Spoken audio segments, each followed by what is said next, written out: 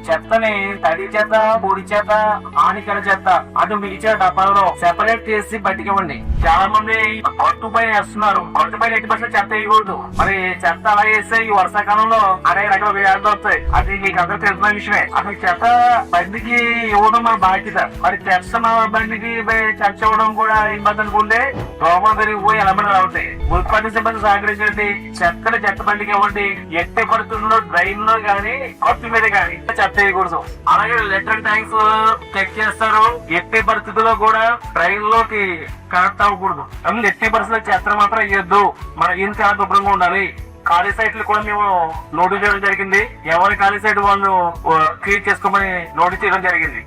వీధి ఎంత శుభ్రంగా ఉండాలంటే మన ఇల్లు ఎంత శుభ్రంగా ఉంటుందో మన వీధి అంత శుభ్రంగా ఉండాలి. అలాగే వెహికల్స్ వెళ్తున్న చోట చాలా అడ్డంగా వెహికల్స్ పక్కన పెట్టుకోండి. మన వెహికల్ కి ఇబ్బంది లేకుండాను. ఇది అందరి వెహికల్ చెత్త బండికి ఇవ్వండి. ఈ మున్సిపాలిటీ సిబ్బంది సహకరించండి.